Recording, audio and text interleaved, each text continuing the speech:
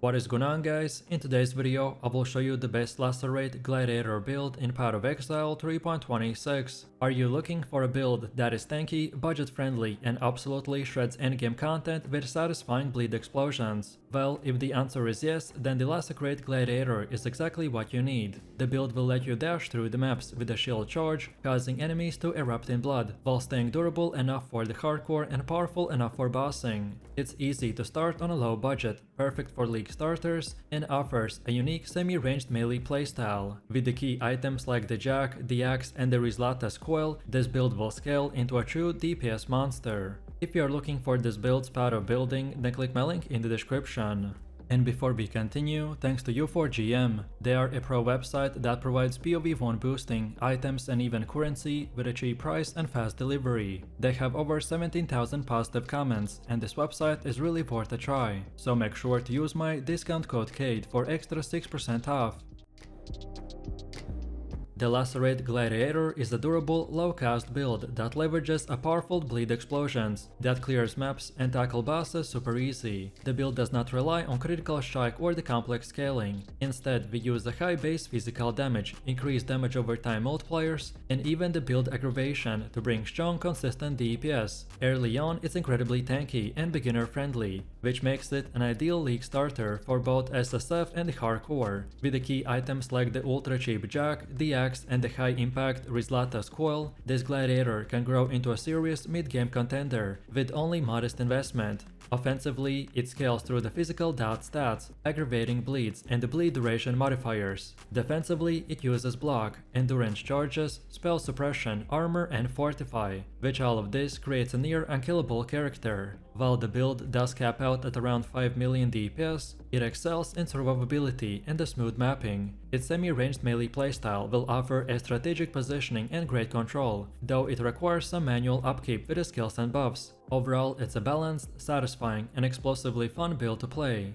Now let's talk about leveling. Leveling with the Lacerate Gladiator can feel rough early on, so avoid using the Lacerate until much later. Instead, we will start with the two-handed access and powerful slam skills, which will offer much smoother progression through the acts. The real transition to the Lacerate will happen around level 68, after completing the Merciless Labyrinth, which is also when you will swap from a two-handed setup to a one-handed axe and a shield, and respec out those two-handed weapon nodes. During early acts, crafting is your best friend, so use vendor recipes to upgrade weapons regularly. Vendoring a weapon with a magic or rare and a blacksmith whetstone will give you a strong physical damage weapon of the same base type. You'll want to start with something like the high-quality Reaver Axe and improve it by using the essences of the Contempt for that extra physical damage and attack speed. For survivability, don't forget to equip a Sapphire Ring before fighting the Mervel. You can craft resistant mods on normal gear with just one Transmutation Orb at the bench. Then Strength from the Ember Amulet will let you equip the Leap Slam early. Warbanner and the Intimidating Cry will provide a solid early boost to the damage. Expect a gradual shift from a hit base to a bleed-focused gameplay as you reach the Cruel Lab. Next up, when it comes to Ascendancy setup, we want to start with the Gratuitous Violence, which is the cornerstone of your mapping potential. It causes enemies to explode when they die while bleeding, which will deal 10% of their maximum life as physical damage in an area. This not only clears packs effectively, but also helps to chain kills, or smoother progression through the maps. While it's underwhelming in the early campaign, it becomes a core mechanic once you're doing bunch of maps. Then next we get the Jack technique, which will give us a strong offensive boost by increasing our chance to bleed and granting us a flat physical damage. This node will help to transition to the build from a hit-based damage to a full bleeding scale, which is essential for endgame bossing and consistent damage output. Determined survival will enhance our survivability by increasing our block chance and giving us additional defenses while we fortify.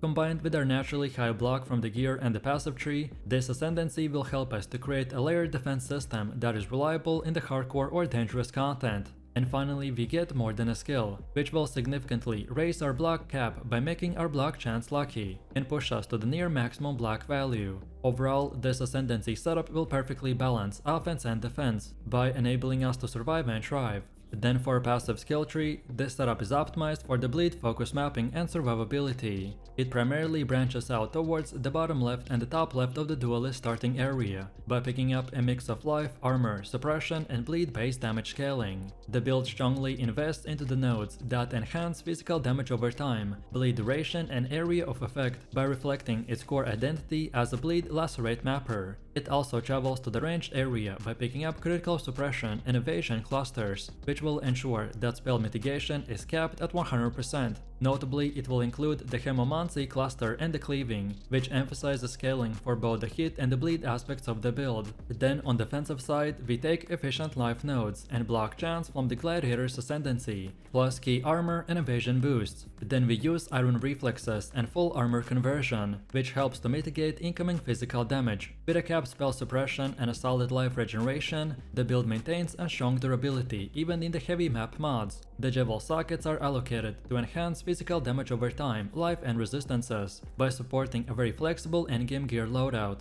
Next up, when it comes to the skill gems, this gem setup is designed with a strong focus on mapping speed and consistent damage over time. The core active skill is the Lacerate of Haemorrhage, which is optimized for inflicting powerful bleeds. It's linked with a high scaling support gem like the Volatility, Brutality, Cruelty, Melee Physical Damage and Fortify. Volatility will boost max hit potential, which synergizes directly with the bleeding mechanics, since the bleed scales off the base hit damage and not the average DPS. Then Brutality and Melee Physical Damage will further amplify your raw physical output, and Cruelty will give us an additional damage over time boost when ramped. Then Fortify is here for the solid defensive layer and as a reliable source of sustain during maps. The setup is slotted into body armor by prioritizing the highest lane count to enable the full damage potential. The utility gems such as the Enduring Cry and on-kill effects will help to manage survivability and the uptime. And then auras like the Pride and Vitality will support bleed damage and regeneration, by rounding out a build that balances the raw DPS with a sturdy defenses and a quality of life in fast-paced mapping.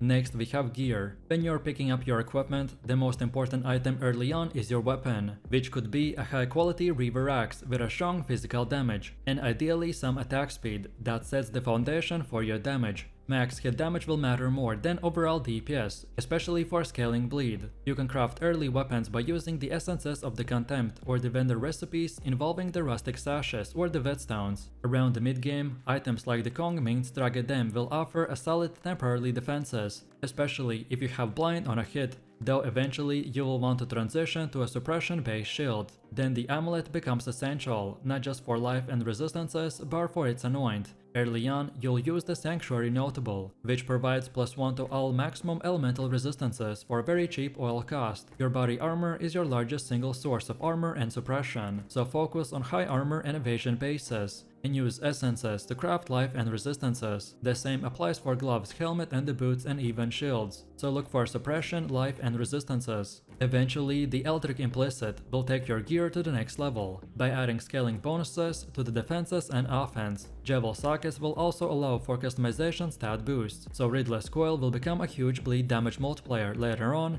and your endgame weapon should feature massive physical hit damage, which can be crafted with precision mods to optimize prefixes and attack scaling. Next up we have our Mercenaries. For your Pantheon, go with the Soul of Arakali as your major god. It will help to reduce damage over time and synergize well with the Gladiator's Leech and the degen mitigation. Pair that with a Soul of Rizlata as your miner for improved life flask sustain when you're not at full health. This is especially useful during boss fights for non-leech map mods. If you're running more chaos heavy content, they consider swapping in the Soul of Sharakari to reduce the chaos damage taken and gain poison immunity. You will need a traditional Animate Guardian or the Spectre for this build, as we are a pure solo setup that keeps the focus entirely on us. Next up we have gameplay. The way that this build plays is super fluid and aggressive. You basically are running into packs, slashing with the Lacerate and watching everything explode from the bleed procs. And with the Gladiator's Ascendancy giving us explosions from the bleeding enemies, the packs will just detonate as soon as you see them. It feels super satisfying and clears maps really fast. You want both Lacerate slashes to hit, so you apply bleed with the maximum efficiency. You're not relying on attack speed spam, you're just relying on a high crit damage to scale the bleed itself, so big hits matter way more than hitting fast. When you run into rares or bosses, you will slash, then move and then let the bleed do its job. You got a ton of sustain from Enduring Cry and the regen. In between the permanent 50% block chance and the spell suppression cap, you're super tanky for a melee build. Then keep up the Enduring Cry and maintain buffs while weaving in the hits. It's more of a hit and bleed playstyle, so slash, dodge, then let them die while you're already clearing the next pack. So let me know what you think about this build in the comments below. If you enjoyed this, then you definitely don't want to miss my previous top 10 best builds video, where I showed even more powerful builds. So click the screen now and I'll see you in the next one.